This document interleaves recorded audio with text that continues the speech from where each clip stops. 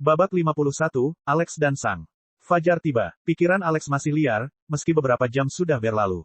Alex tidak datang dari dunia ini. Dia datang dari bumi. Di bumi, pembunuhan bukanlah sesuatu yang biasa. Tentu saja, berita terus-menerus memberitakan tentang pembunuhan, tetapi berapa banyak orang yang benar-benar bertemu dengan seseorang yang mengenal seseorang yang telah dibunuh. Alex saat ini sedang bertarung dengan dirinya sendiri dalam pikirannya. Para bandit tidak berhenti, bahkan setelah Alex memotong lengan seseorang. Apakah dia seharusnya hanya menonton? Lalu apa? Semua uangnya akan diambil. Dia harus membunuh mereka. Jika tidak, mereka tidak akan berhenti. Namun hal itu menimbulkan masalah lain. Alex telah membunuh lebih banyak orang daripada yang diperlukan untuk menghentikan mereka. Mengapa? Agar bandit lain tidak menganggapnya penurut. Namun, dia belum membunuh mereka semua, sehingga kematian sebelumnya tidak perlu diingatnya. Itu adalah labirin moralitas yang rumit. Ketika cahaya pertama menerpa wajah Alex, dia tanpa sadar melompat turun dari kereta luncur dan melihat sekelilingnya. Mayat-mayat itu masih ada di sana. Mereka membeku karena kedinginan, dan tidak ada yang bergerak dalam beberapa jam terakhir. Rasanya seperti tidak ada waktu berlalu. Namun, perubahan dari kegelapan ke terang membuatnya tampak seperti mimpi buruk yang menjadi kenyataan. Itu semua nyata. Alex tidak merasa banyak saat melihat semua mayat itu. Dia tidak yakin apa yang seharusnya dia rasakan. Dia hanya melakukan apapun yang harus dia lakukan. Alex mengumpulkan sisa kayu es di sekitarnya dan tanpa sadar memperbaiki kandangnya sebaik yang dia bisa. Butuh waktu beberapa menit, tetapi dia berhasil memperbaiki kandangnya. Alex tahu cara membuat jubah dan cara membuat struktur dasar karena lama berada di alam liar. Akhirnya, Alex meraih kereta luncur dan menariknya kembali ke jalan. Sedikit salju turun di malam hari, tetapi suhu sudah kembali naik di atas titik beku. Salju akan hilang dalam beberapa jam ke depan. Tanpa berpikir panjang, Alex langsung menarik kereta luncurnya ke depan. Semua tindakan Alex terjadi begitu saja secara otomatis. Beberapa jam kemudian, gerbong pertama melewati Alex lagi. Hampir semuanya pernah melihat pembersihan mayat. Alex belum menarik kereta luncur jauh ketika dia berkemah pada malam itu, yang berarti mayat-mayat itu dapat terlihat dari jalanan selama seseorang memeriksa sekelilingnya dengan cermat. Ketika kereta mencapai Alex, mereka segera tahu bahwa itu adalah dia. Mengapa? Sebab, dengan kecepatan dia menarik kereta luncurnya, dia tidak mungkin bisa melaju sejauh itu hanya dalam satu hari. Ini berarti dia memulainya di tengah malam, atau dia memulainya kemarin dan berkemah pada malam itu. Lantas, bagaimana reaksi pemilik saat melihat pelaku pembantaian tersebut? Hahaha, kerja bagus, nak. Setiap bandit yang mati tidak perlu lagi kita khawatirkan. Anggap ini sebagai ucapan terima kasih. Pemilik kereta meneriakkan kata-kata ini sambil memperlambat kecepatannya. Kemudian, dia mengeluarkan 10 koin perak dan melemparkannya ke arah Alex. Alex hanya memandangi koin-koin di tanah dengan pikiran kosong. Pedagang itu melanjutkan perjalanannya setelah berpamitan. Alex memandangi 10 koin perak yang tergeletak di hadapannya di tanah. Itu adalah hadiah karena telah membunuh para bandit. Untuk sementara, Alex hanya melihat koin-koin itu. Dia tidak yakin apa yang harus dia pikirkan tentang hadiah ini. Dia telah membunuh beberapa manusia normal yang bahkan tidak bersenjata. Mereka bahkan tidak menyerangnya. Mereka hanya mengejar kereta luncurnya untuk mendapatkan kayu es yang bisa mereka jual. Banyak orang di dunia akan menganggap Alex sebagai pembunuh yang berhati dingin dan serakah. Dia telah menaruh sedikit uangnya di atas beberapa nyawa manusia. Di satu sisi, Alex tahu mengapa orang-orang itu berpikir seperti itu. Dari sudut pandang orang luar, bisa dikatakan Alex sudah bertindak terlalu jauh. Namun, Alex berada di tengah-tengahnya. Dia telah melakukan apa yang dia yakini benar. Alex hanya melihat koin-koin itu. Dalam benaknya, koin-koin itu dikaitkan dengan tindakan yang telah dilakukannya. Dia telah membunuh beberapa manusia tak bersenjata, dan dia diberi imbalan karena melakukan hal itu. Koin perak yang kotor rasanya tidak terlalu menarik. Sesuatu dalam diri Alex memberitahunya bahwa dia tidak boleh mengambil uang itu. Alex tidak akan pernah menerima uang ini. Alex memiliki semangat tertentu. Namun, Alex telah meninggal di bumi. Alex tidak mau menerima uang itu. Tapi bagaimana dengan Sang? Alex ingat saat dia pergi berburu kucing hama pertamanya. Saat itu, Alex merasa seperti meninggalkan dunia lamanya. Dia tidak ingat lagi wajah keluarganya. Dia tidak ingat lagi suara keluarganya. Dia bahkan tidak yakin bagaimana mereka akan bertindak atau apa yang akan mereka pikirkan jika mereka bisa menemuinya sekarang. Sudah lama sekali. Setelah sekian lama sendirian, dia merasa benar-benar sendirian.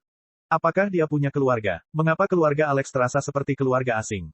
Sepertinya itu tidak nyata. Terlebih lagi, Alex bahkan tidak yakin lagi dengan namanya sendiri. Setelah beberapa kali mengalami sakit kepala yang membelah ketika Alex mencoba mengingat namanya sendiri, dia mulai merasa enggan terhadap nama lamanya. Setiap kali dia memikirkan fakta bahwa dia masih memiliki nama lama, dia merasa frustasi. Setiap kali nama lamanya akan muncul, dia akan merasakan sakit. Alex tahu bahwa Tuhan adalah alasan sebenarnya dari semua ini, tetapi perasaan seringkali tidak mengikuti logika. Meski Alex tahu tidak ada alasan untuk tidak menyukai nama lamanya, namun emosinya masih merasakan rasa tidak suka yang kuat terhadap nama itu. Situasi ini bisa disamakan dengan anjing yang dianiaya. Pemilik anjing akan membayar seseorang untuk menganiaya anjingnya setiap beberapa hari untuk melatih anjingnya agar waspada terhadap jenis orang tertentu. Pemiliknya adalah penyebab kesakitan anjing itu. Namun, orang yang dibayar akan menjadi fokus kemarahan anjing tersebut. Tentu saja, manusia lebih cerdas dan lebih kompleks daripada anjing, namun sampai tingkat tertentu, emosi masih mengikuti prinsip-prinsip ini. Alex tahu tidak ada yang salah dengan namanya, tapi dia tidak menyukainya karena dia mengaitkannya dengan penderitaan. Dia tidak ingin merasakan penderitaan. Ditambah dengan perasaan terputus terhadap keluarga lamanya, Alex merasa tidak ada lagi yang menghubungkannya dengan kehidupan sebelumnya. Dia tidak punya keluarga, dia tidak punya teman. Dia bahkan tidak menyukai bumi. Semua orang hanya bekerja hari demi hari. Untuk apa? Menjadi tua, dan ketika mereka sudah tua, lalu bagaimana? Mereka hanya akan melakukan apa yang mereka inginkan sampai mereka akhirnya mati. Kemudian, mereka perlahan-lahan akan dilupakan. Seiring berjalannya waktu, tidak ada yang akan mengingatnya. Mereka lahir, melakukan pekerjaannya, mempunyai anak, dan meninggal. Apa gunanya semua ini? Namun, di dunia ini, Alex bisa mencapai kekuatan sebenarnya. Meskipun Alex telah mengalami lebih banyak kesakitan di dunia ini dibandingkan di dunia lain, dia tetap lebih memilih dunia ini daripada bumi. Setelah beberapa menit, Alex perlahan melangkah maju. Dan kemudian, Sang mengambil koin-koin itu. Itu uang, dan dia butuh uang. Sang ingin menjadi lebih berkuasa, dan uang akan membantunya. Setelah mengantongi uang, Sang terus menarik kereta luncur itu ke jalan. Entah kenapa, kereta luncur itu terasa lebih ringan dari sebelumnya. Babak 52, asal KUS. Sang melanjutkan perjalanannya dengan linglung.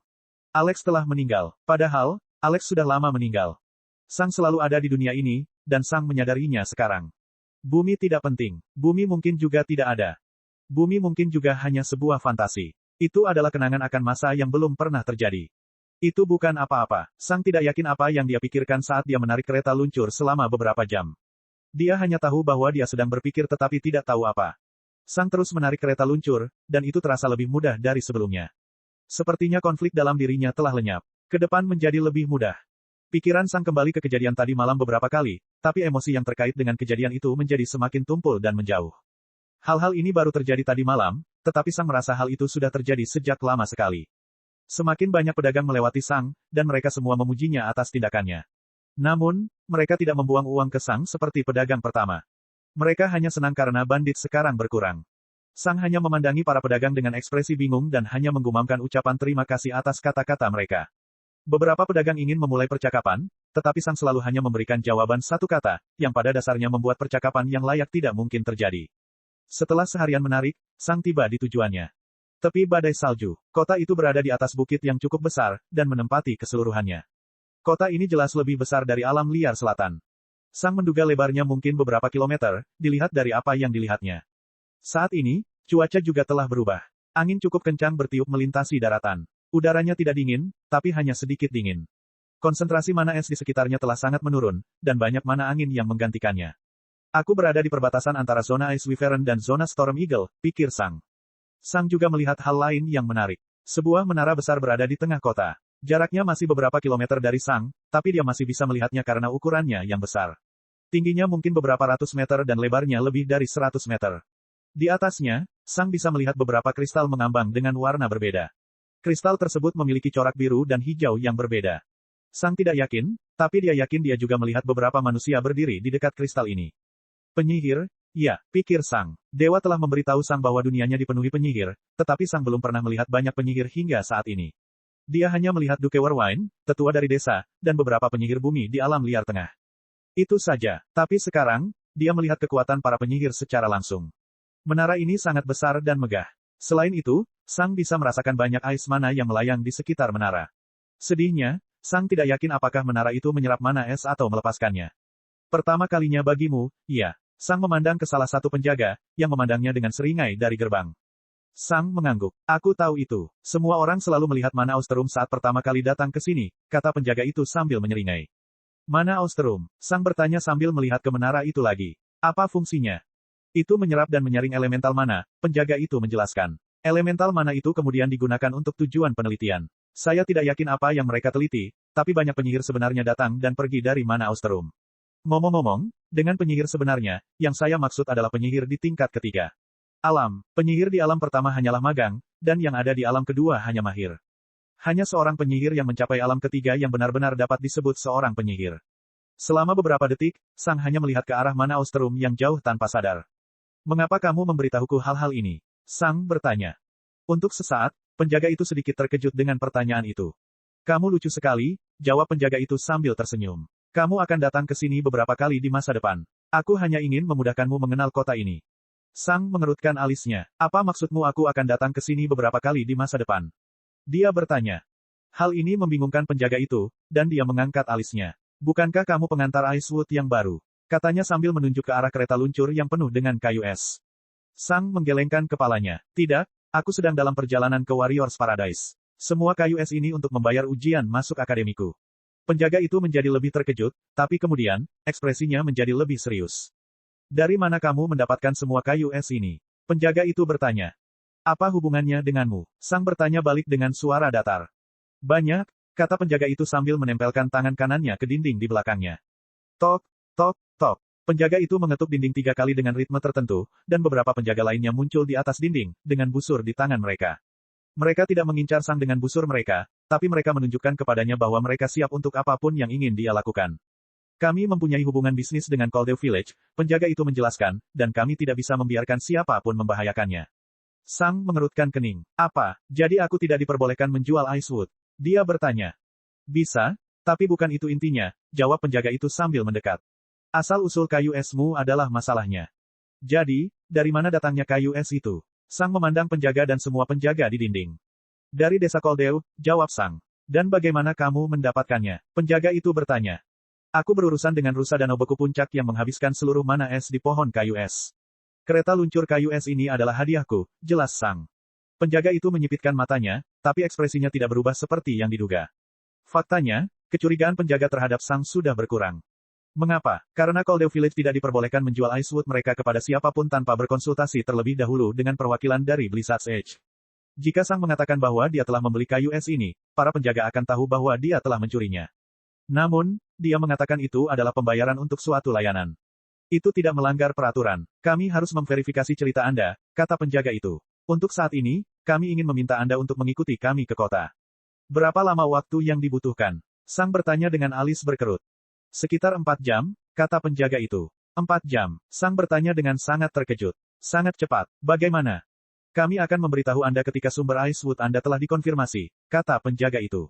Untuk saat ini, jangan melakukan hal gegabah. Menjauhlah dari kereta luncur dan mendekatlah ke gerbang. Kamu tidak perlu khawatir, semuanya akan berjalan sesuai kebijakan. Babak 53, berjudi. Sang memandang penjaga itu dengan mata menyipit, dan banyak pikiran langsung terlintas di benaknya.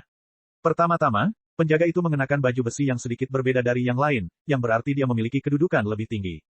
Kedua, penjaga itu dengan mudah memanggil yang lain di tembok. Ketiga, dia merasa cukup kuat. Namun, dia tidak merasa terlalu kuat. Sang telah melihat petarung fisik di alam kedua, tetapi penjaga itu tidak merasa seperti dia berada di alam kedua, yang berarti dia mungkin berada di alam pertama, tahap prajurit. Sang telah melihat perwira terkemuka di alam liar tengah, dan perwira itu pernah berada di alam kedua, panggung umum. Apakah Blizzard's Edge lebih lemah dibandingkan Central Wild? Mungkin tidak. Hanya berdasarkan mana Ostrom raksasa, kota ini mungkin lebih penting daripada Central Wild. Jadi, apa yang membuat penjaga ini? Dia mungkin seorang sersan atau semacam supervisor. Dia sebenarnya bukan orang yang bertanggung jawab. Saya tidak akan memasuki kota, kata Sang dengan mata menyipit. Penjaga di depan Sang hanya mendengus. Kamu tidak punya pilihan, katanya. Ya, jawab Sang. Saya punya pilihan untuk tetap berada di luar. Anda mengarahkan beberapa busur ke arah saya, dan saya tidak bisa melarikan diri. Seharusnya ada beberapa tentara yang lebih kuat di kota. Saat ini, tidak masalah di mana saya berada. Saya bisa lagi pula aku tidak akan melarikan diri. Kau benar, kata penjaga itu dengan mata menyipit. Jadi, patuhlah memasuki kota. Kamu bilang kamu tidak bisa melarikan diri. Saya ingin tetap di sini, kata Sang. Penjaga itu mengangkat tangan kanannya, dan penjaga di dinding mengarahkan busur mereka ke arah Sang. Kamu tidak punya pilihan. Suasana menjadi lebih tegang. Beberapa gerbong telah tiba, tetapi ketika mereka melihat para penjaga dengan busur terhunus, mereka memutuskan untuk berhenti. Mereka tidak ingin terlibat. Aku akan tetap di sini, jawab Sang perlahan. Mata penjaga itu menyipit. Pada saat ini, bahkan tidak jelas apakah saya seorang pencuri atau bukan. Saya tahu saya tidak bersalah, dan saya tidak memerlukan persetujuan Anda untuk itu. Apakah Anda bersedia mengambil risiko berperang demi ketidakpastian seperti itu? Sang perlahan bertanya. Penjaga itu hanya menatap Sang dengan mata menyipit. Jika Anda tidak menurut, kami tidak perlu menyelidiki sumber dari kayu es tersebut. Perlawanan Anda membuktikan bahwa cara Anda mendapatkan kayu es tersebut tidak sah, jawab penjaga tersebut. Saat Sang mendengar itu, secercah cahaya muncul di matanya. Mengapa Anda mengancam saya untuk tidak menyelidiki masalah ini? Sang bertanya, jika Anda begitu yakin akan kesalahan saya, apa gunanya mengancam saya untuk tidak menyelidiki masalah ini? Kecuali kamu mengira aku akan terbukti tidak bersalah. Namun, jika itu masalahnya, mengapa kamu begitu menginginkanku berada di dalam kota? Apakah kamu berniat melakukan sesuatu yang tidak seharusnya kamu lakukan? Tidak masuk akal. Penjaga itu berteriak dengan marah. Saya seorang prajurit yang taat hukum, dan seorang pencuri tidak boleh mempertanyakan rasa keadilan saya. Lalu kenapa kamu begitu menginginkanku berada di dalam kota? Sang bertanya. Itu protokol standar, penjaga itu segera menjawab dengan gigi terkatup. Orang-orang yang mencurigakan harus ditahan. Saya ditahan sekarang, jawab Sang. Aku tidak mungkin bisa melarikan diri. Kita berdua sepakat mengenai fakta ini. Jadi, apa masalahnya jika tetap di sini? Keheningan yang mencekam tiba. Sang sedang melihat ke arah penjaga utama, sementara penjaga utama menatap tajam ke arah Sang. Beberapa detik berlalu, mendering. Sang dan penjaga itu melirik ke dinding ketika mereka mendengar suara langkah kaki armor. Salah satu penjaga di dinding telah mengambil panahnya dan menghilang di balik dinding. Namun, yang lain tetap tidak bergerak dan terus mengincar Sang. Ketika penjaga utama melihat penjaga yang pergi di dinding, dia mengertakkan giginya dengan keras. Baik, katanya dengan kesal. Kita bisa menunggu di sini. Semoga kamu bahagia. Penjaga itu perlahan-lahan menurunkan lengan kanannya, dan penjaga lainnya meletakkan busur mereka. Mengapa pemimpin penjaga tiba-tiba mengalah? Itu karena penjaga yang tertinggal di dinding. Penjaga biasa tidak diizinkan meninggalkan posnya tanpa diberhentikan. Kecuali satu alasan, mereka dapat meninggalkan jabatannya jika hendak melapor kepada seseorang yang berpangkat lebih tinggi dari orang yang saat ini berada di bawahnya. Penjaga yang pergi menganggap semua ini cukup mencurigakan, dan dia memutuskan untuk melaporkan kepada petugas sebenarnya tentang apa yang terjadi di sini. Penjaga utama mengetahui apa yang terjadi begitu dia melihat penjaga yang pergi. Dia mempunyai kebebasan dalam menangani tahanan, dan dia telah menghasilkan cukup banyak uang dengan cara curang, tapi jika tindakannya terungkap, dia akan dihukum berat. Segera setelah penjaga di tembok pergi, penjaga utama tahu bahwa kesempatan untuk menghasilkan uang telah hilang selamanya. Sang santai. Terima kasih, katanya datar. Sang mengira penjaga itu akan melakukan sesuatu yang curang, itulah sebabnya dia bersikeras untuk tidak pergi.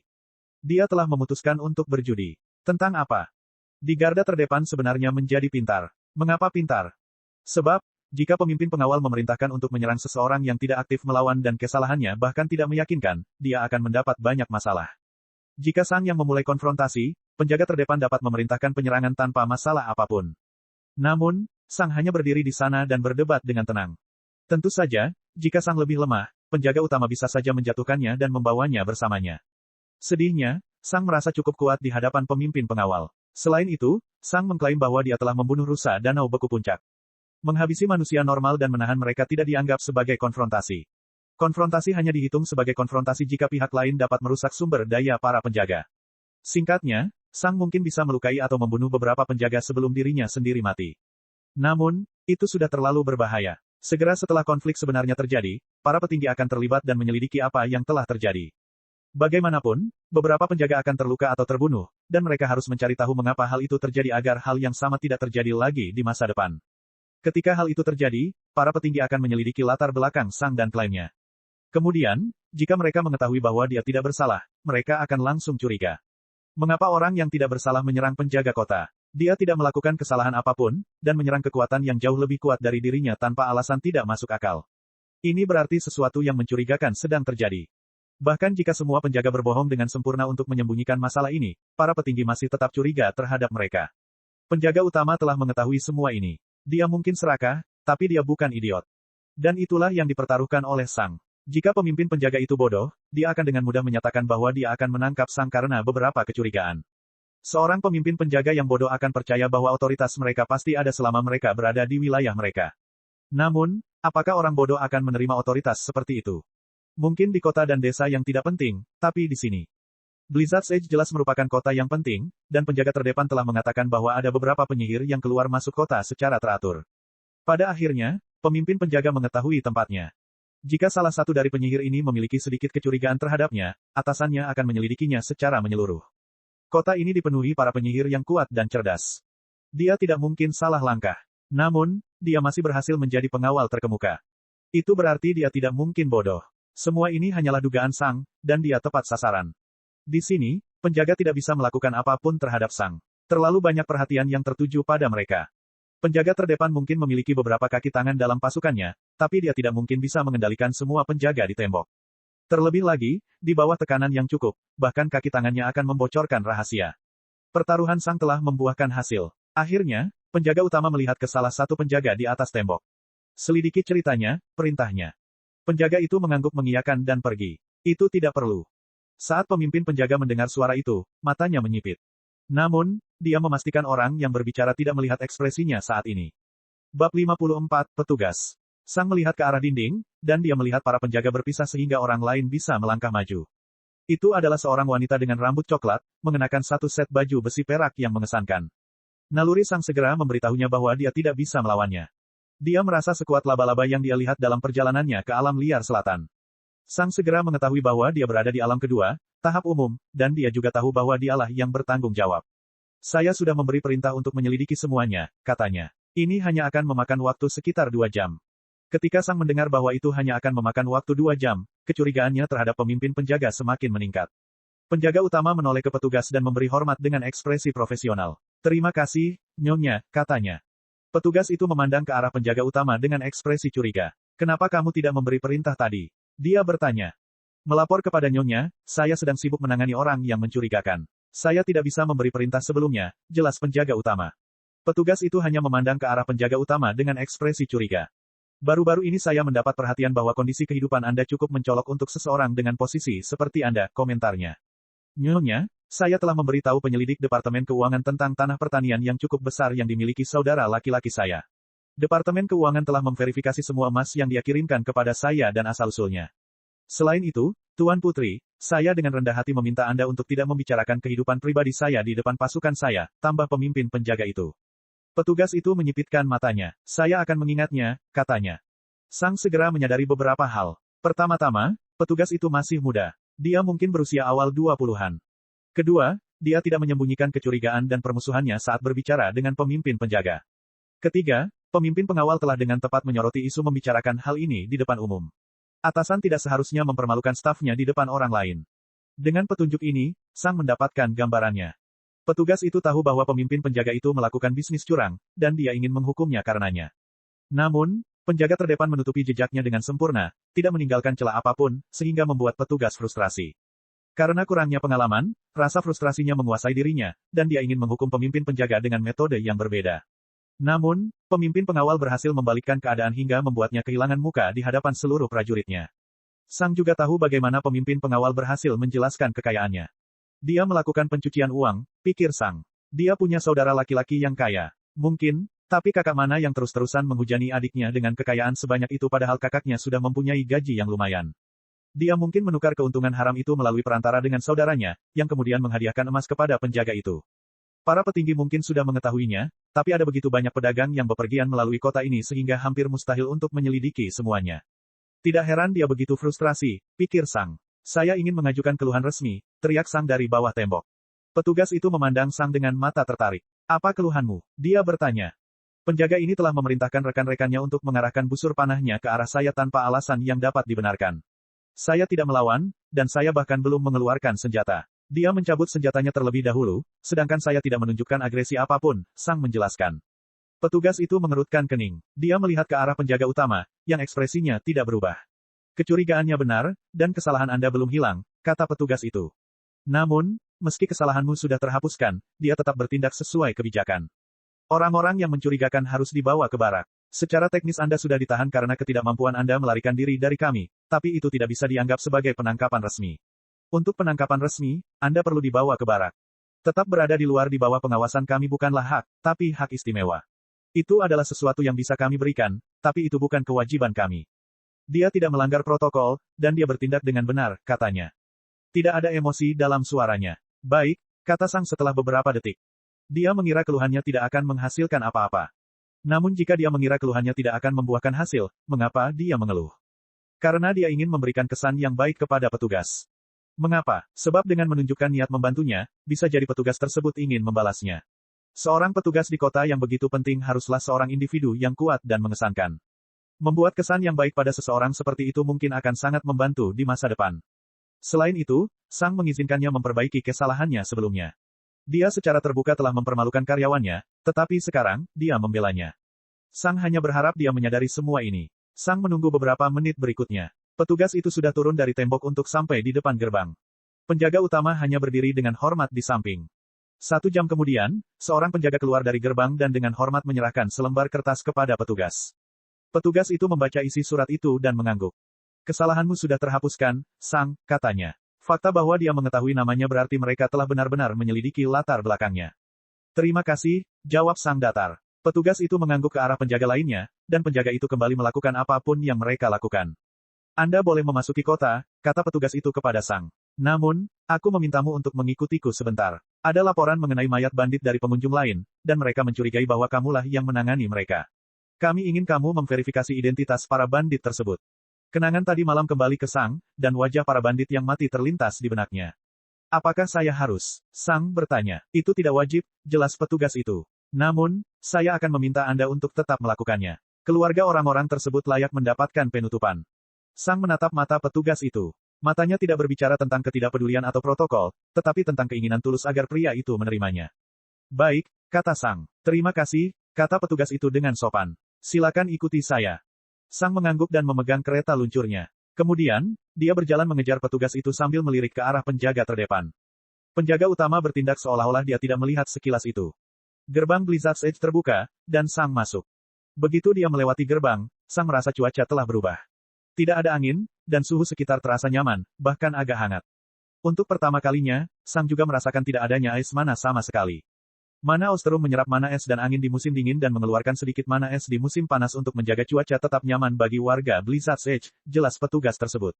Sang hanya mengangguk. Entah kenapa, dia sedang tidak mood untuk berbicara. Sang tidak tahu alasannya. Mungkin dia masih merasa was-was dengan tindakannya tadi malam, dan pemikiran bahwa dia harus membicarakannya tadi malam lagi membuatnya gugup.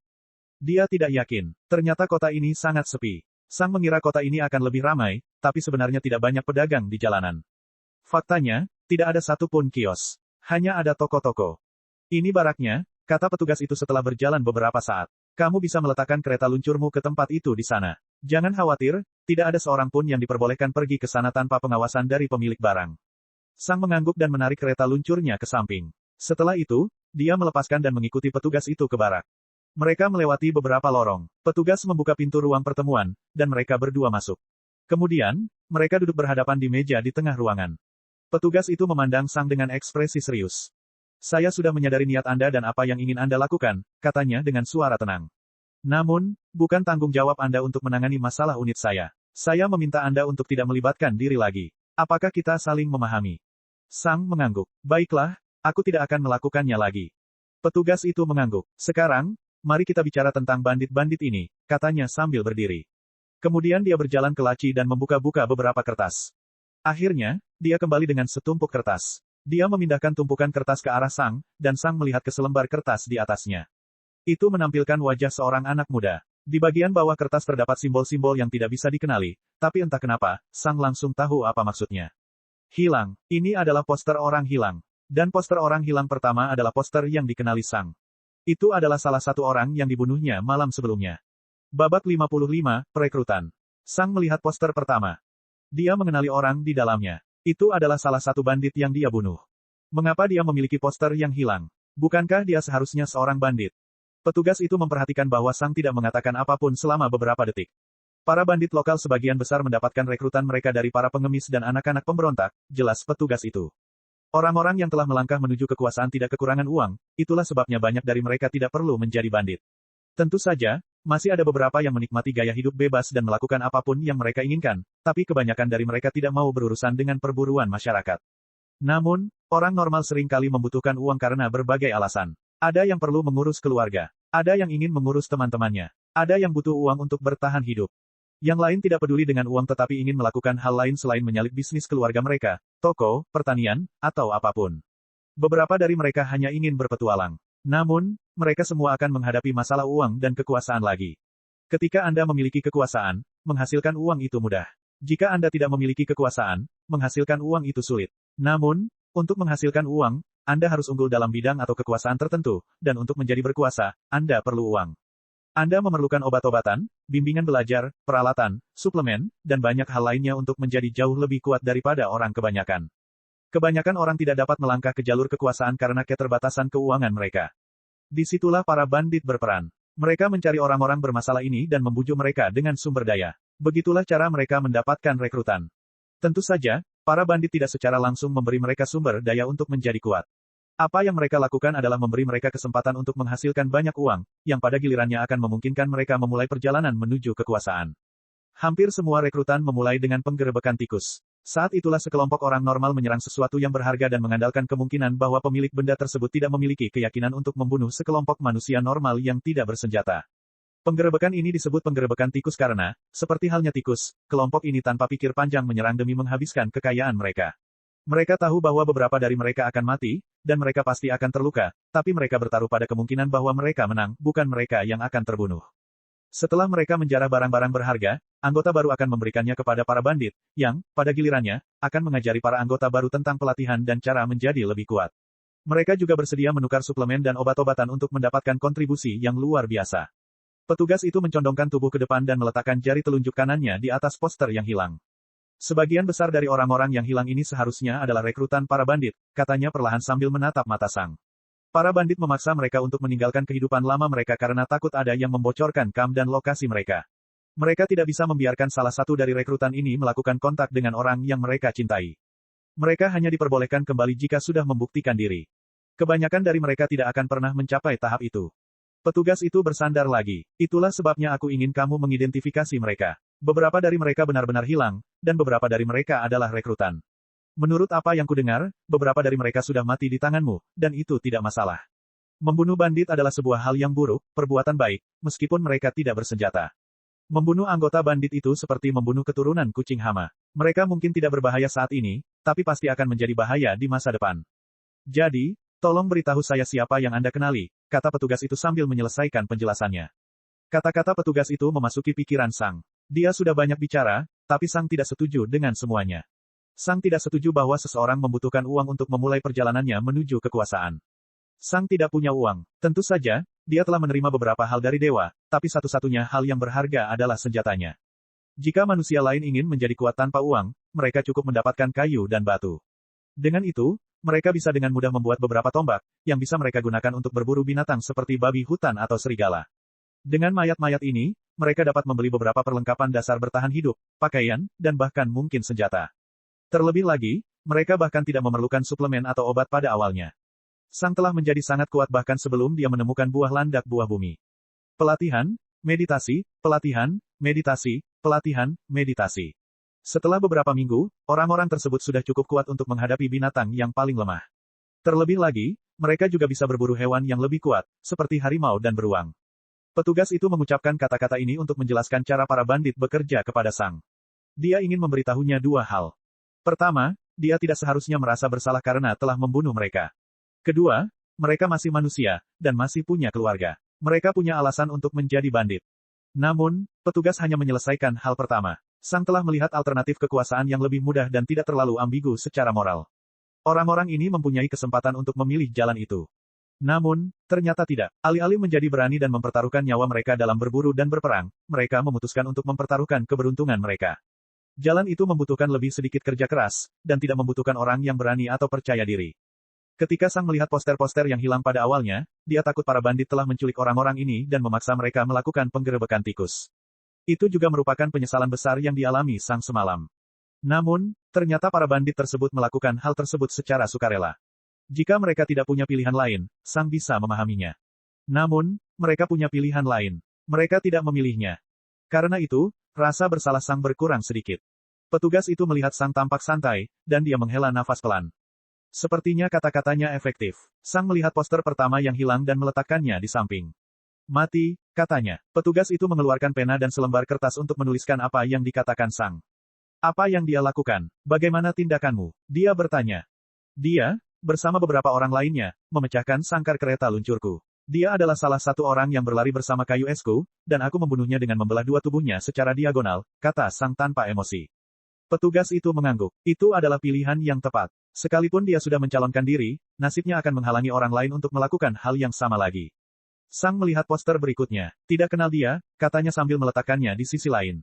Tidak kenal dia, bandit, tapi dia lolos. Apa yang telah terjadi? Petugas itu bertanya. Dia melarikan diri setelah aku membunuh bandit pertama atau kedua. Dia melarikan diri sebelum dia bisa mencuri kayu es milikku, itulah sebabnya aku menyelamatkannya, kata Sang. Petugas itu mengangguk dan menyembunyikan senyuman. Lagi pula, dia tidak berdarah dingin, pikirnya. Sang memeriksa hampir 100 poster yang hilang, dan setiap kali dia menemui seseorang yang dia kenal, dia menceritakan pertemuannya dengan poster tersebut. Pada akhirnya, lebih dari setengah jam telah berlalu, dan petugas meletakkan poster-poster yang hilang itu di tumpukan yang berbeda. Terima kasih atas kerjasamanya, katanya. Sang mengangguk. Apakah hanya itu? Dia bertanya. Ekspresi konflik muncul di wajah petugas itu. Tidak seluruhnya, katanya. Apa lagi yang kamu butuhkan? Sang bertanya. Yah, katanya dengan sedikit ragu. Kamu mencoba membantuku sebelumnya, dan kamu telah banyak membantuku dengan poster-poster yang hilang ini. Jadi, aku ingin memberimu hadiah. Untuk sesaat, Sang curiga dengan niat petugas itu. Dia tidak curiga dia ingin menyakitinya tetapi menggodanya. Sang telah bersama beberapa wanita selama hidupnya di bumi, dan dia tidak asing dengan romansa. Sang menatap matanya, tapi dia tidak melihat rasa malu, atau ketertarikan. Postur tubuhnya lurus, dan dia tidak menunjukkan sikap gugup. Sang menyadari bahwa dia ragu-ragu dengan kata-kata ini bukan karena dia tetapi karena posisinya. Dia mungkin akan melakukan sesuatu yang tidak normal bagi seseorang di posisinya. Aku mendengarkan, kata Sang. Cek. Rakan-rakan kultivator sekalian, sebelum retret, sila terus berkultivasi untuk jurus subscribe, like, share dan komentar agar sekte ini terus berkembang pesat.